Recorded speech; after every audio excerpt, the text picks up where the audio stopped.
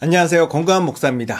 지난 시간에 우리는 하나님 나라를 위해 감내해야 할 고난이란 주제로 이 땅의 그리스도인이 왜 고난을 겪고 어떻게 고난을 이겨내는지 알아봤어요. 하나님 나라는 이 땅에 예수님이 오심으로 시작됐습니다. 예수님은 제자들에게 하나님 나라에 들어가려면 자기 십자가를 지고 예수님을 따라야 한다고 말씀하셨어요. 왜냐하면 하나님 나라에 들어가는 건 하나님의 은혜고 대가가 없지만 그 하나님 나라의 백성으로 거룩하게 사는 건 그만한 대가가 따라오기 때문입니다. 그래서 예수님은 복음을 믿기 전에 먼저 비용 계산을 하라고 말씀하세요.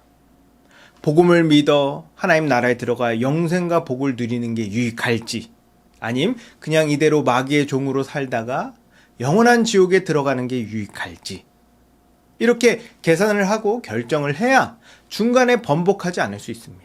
그래서 복음을 믿기로 결단했다면 그에 대한 고난을 각오하고 예수님을 따라야 한다고 말씀하셨어요. 그러나 그렇다고 우리가 받는 고난에 대해 너무 걱정할 필요 없습니다. 왜냐하면 주님께서 주시는 고난은 우리가 능히 감당할 수 있을 뿐만 아니라 감당할 만한 가치가 있으며 결국에는 승리할 거기 때문이에요. 그러므로 우리는 고난을 두려워하지 말고 하나님 나라의 백성답게 거룩하게 살아가야 한다라고 말했어요. 자, 그럼 하나님의 백성인 우리는 이렇게 예수님을 따라 살면서 주님이 다시 오시길 기다리는데 과연 예수님은 언제 오시고 어떻게 오실까요? 그리고 예수님이 오시면 무슨 일이 일어날까요? 복음의 기초 다지기 10강, 주의 재림으로 완성될 하나님 나라라는 주제로 강의하도록 하겠습니다. 기독교를 거부하는 사람들 중에 많은 사람들이 도대체 예수님은 언제 오시냐? 오시긴 하는 거냐? 아니, 지금까지 안 왔으면 안 오는 거 아니냐? 이런 질문을 많이 합니다. 이런 질문을 받으면 참 난처해요. 성경을 보면 예수님께서 속히 오겠다 하셨는데 2000년이 지난 지금까지도 예수님은 아직 안 오셨기 때문입니다. 그러나 그런 질문을 받아도 난처해하지 않아도 돼요. 왜냐하면 성경은 예수님의 재림이 늦어지는 이유에 대해서 분명히 밝히고 있기 때문입니다.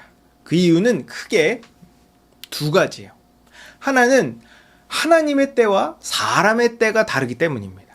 베드로후서 3장 8절을 보면 사랑하는 자들아, 주께는 하루가 천년 같고 천년이 하루 같다는 이 한 가지를 잊지 말라고 말해요. 하나님은 시간을 초월하신 분입니다. 그래서 우리가 보기에 시간이 많이 지난 것 같지만 이 하나님의 입장에선 그렇지 않을 수 있다는 거죠. 다른 하나는 하나님께서 더 많은 사람을 구원하기 위해 오래 참으시기 때문입니다. 베드로후서 3장 9절을 보면 주의 약속은 어떤 이들이 더디다고 생각하는 것 같이 더딘 게 아니라 오직 주께서는 너희를 대하여 오래 참으사 아무도 멸망하지 아니하고 다 회개하기에 이르기를 원하시느니라 라고 말해요. 예수님께서 아직까지 안 오신 이유는 재림할 계획이 원래 없다거나 중간에 취소된 게 아닙니다. 예수님은 마음만 먹으면 지금 당장이라도 오실 수 있어요. 다만 한 사람이라도 더 구원하시려고 오래 참으셔서 늦어지는 거라고 말해요. 그 덕분에 우리도 구원받게 된 겁니다. 그러나 하나님께서 영원히 참진 않으실 거예요. 때가 되면 하나님은 반드시 예수님을 이 땅에 보내실 겁니다. 마가복음 13장 26절에 보면 예수님께서 그때에 인자가 구름을 타고 큰 권능과 영광으로 오는 것을 사람들이 보리라 라고 말씀하세요. 이처럼 예수님은 반드시 하나님 나라를 완성하기 위하여 이 땅에 오실 겁니다. 그럼 곧바로 이런 생각이 들 거예요. 아니, 그래서 언제 오시냐? 베드로서 3장 10절에 보면 그러나 주의 날이 도둑같이 오리니 라고 말해요. 도둑같이 온다는 말은 아무도 모르게 오신다는 뜻입니다. 예수님은 우리가 생각하지 못한 때에 기습적으로 오실 거예요. 얼마나 이 보안이 철저하냐면 그날은 천사도 모르고 예수님 자신도 모르며 오직 하나님 한 분만 아신다고 하십니다. 이렇게 예수님께서 구체적인 날짜와 시기를 비밀로 하신 이유는 그때를 아는 게 우리 신앙에 도움은커녕 오히려 악영향을 끼치기 때문이에요. 생각해 보십시오. 만약 예수님께서 1000년 후에 오신다면 과연 우리가 긴장감을 가지고 늘 깨어서 주의 재림을 준비하겠습니까? 오히려 신앙생활도 대충 하고 하나님 나라를 소망하지도 않을 겁니다. 반대로 한 달 이내로 오신다면 어떨까요? 그럼 우리는 직장도 때려치고 저축했던 돈도 다 찾아 쓰며 대출까지 최대한 받아가지고 갚지도 않고 버티려고 할 겁니다. 실제로 다미선교회에서 1992년 10월 28일에 예수님이 오신다고 난리를 쳐서 그 사람들이 직장도 그만두고 전 재산도 다 팔고 기다렸다가 안 와서 전국적으로 망신을 당했었어요. 이렇게 될 수도 있습니다. 우리가 재림의 날과 때를 알면 그 부작용이 너무 커요. 그래서 예수님은 언제라도 주님을 맞이할 수 있도록 그때를 알려주지 않으신 겁니다. 대신 주님은 그날이 가까이 왔음을 알 수 있도록 우리에게 징조를 보여주세요. 마태복음 24장에 보면 많은 사람이 내 이름으로 와서 이르되 나는 그리스도라 하여 많은 사람을 미혹하리라. 민족이 민족을 나라가 나라를 대적하여 일어나겠고 곳곳에 기근과 지진이 있으리니 그때의 사람들이 너희를 환난에 넘겨주겠으며 너희를 죽이리니 너희가 내 이름 때문에 모든 민족에게 미움을 받으리라. 그러나 끝까지 견디는 자는 구원을 얻으리라. 이 천국 복음이 모든 민족에게 증언되기 위하여 온 세상에 전파되리니 그제야 끝이 오리라. 역사적으로 많은 사람들이 이 성경에 나온 징조를 가지고 언제 예수님이 오실지 예측하고 예견하려고 했습니다. 그러나 징조는 예수님의 재림이 언제인지 예측하고 예견하라고 주신 게 아니에요. 성경에 나온 징조들은 정도의 차이는 있을 수 있겠지만 2000년 동안 계속 반복적으로 있어 왔습니다. 그래서 많은 사람들이 이날 이때 예수님이 오신다 예언했지만 전부 빗나갔고 그들이 추종했던 사람들의 삶과 신앙은 무너져 내렸습니다.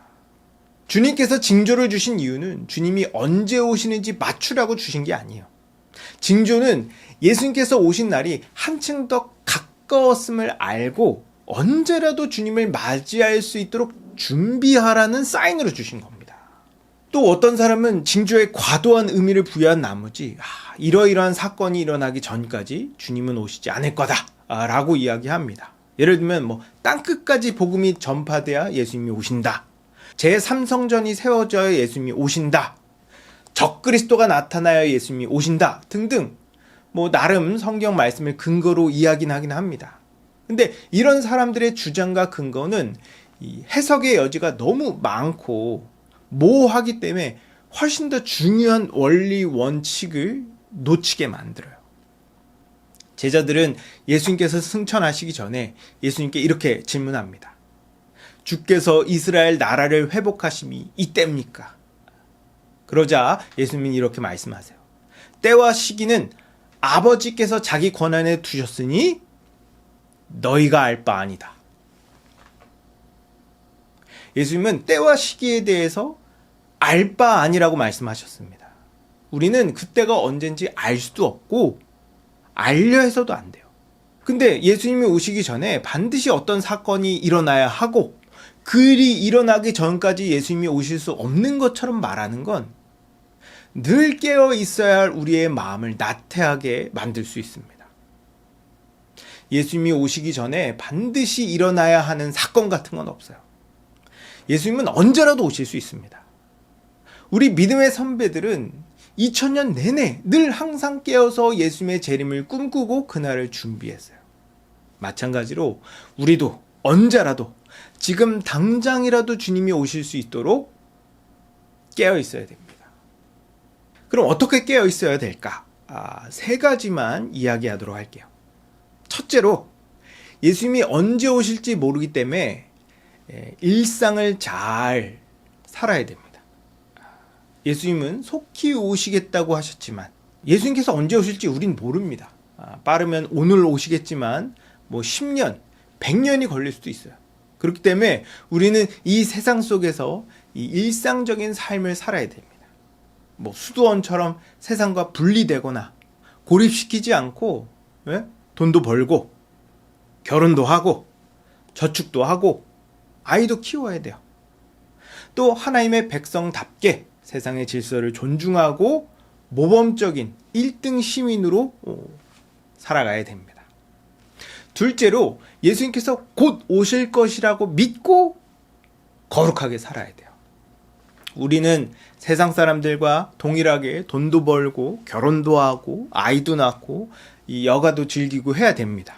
그러나 늘 마음 한편에는 예수님께서 속히 오실 거라는 마음과 태도를 가지고 있어야 돼요. 예수님은 주인이 늦게 올 줄 알고 방탕하게 행동하는 청지기는 벌을 받게 될 거다라고 말씀하셨습니다. 반대로 주인이 없는데도 마치 주인이 있는 것처럼 지혜롭고 성실하게 일한 청지기는 주인이 그의 모든 소유를 그에게 맡길 거라고 말씀하셨어요. 참된 신자라면 예수님이 언제 오시든 상관없게 늘 말씀에 순종하고 거룩하게 살아가야 됩니다. 셋째로 예수님이 오실 때까지 복음을 전하는 삶을 살아야 돼요. 예수님은 하늘에 오르시기 전에 우리에게 지상 대명령을 주셨습니다. 그러므로 너희는 가서 모든 민족을 제자로 삼아 아버지와 아들과 성령의 이름으로 세례를 베풀고 내가 너희에게 분부한 모든 것을 가르쳐 지키게 하라. 볼지어다 내가 세상 끝날까지 너희와 항상 함께 있으리라. 예수님은 지금 당장이라도 오실 수 있지만 안 오시는 이유는 세상에 아직 구원받을 사람들이 남았기 때문이에요. 그리고 우리에게 교회를 세우고 복음을 전하는 사명을 맡기셨습니다. 이 땅에 지금 우리가 남아있는 이유는 이 사명을 감당하라고 남겨두신 거예요. 우리가 그 사명을 감당하지 않으면 아무도 복음을 들을 수 없습니다. 이처럼 예수님의 재림을 가장 잘 준비하는 건 교회를 건강하게 세우고 믿지 않는 자들에게 복음을 전하는 거예요. 여러분, 예수님이 하늘로 오르신 지 2000년이 지났어요. 그래서 어떤 사람은 예수님이 오시지 않을 거라고 말합니다. 하지만 천지가 없어지는 한이 있어도 예수님의 말씀은 절대 없어지지 않는다고 말씀하셨어요. 예수님은 반드시 오실 겁니다. 하지만 오시더라도 우리가 예상하지 못한 때에 아무도 모르게 오실 거예요. 그렇기 때문에 우리는 세상 속에서 일상을 잘 살아내면서 동시에 아무 때나 오셔도 상관없도록 늘 깨어 있어야 됩니다. 또 주께서 주신 사명을 따라 교회를 잘 세우고 믿지 않는 자들에게 복음을 전하는 삶을 살아야 돼요. 이렇게 하나님의 백성으로 충실하게 살다 보면 예수님께서 하늘로부터 오실 겁니다. 그러니 이렇게 예수님의 재림을 잘 준비하여 기쁨으로 주님을 맞이하는 여러분 되기를 주님의 이름으로 축복합니다.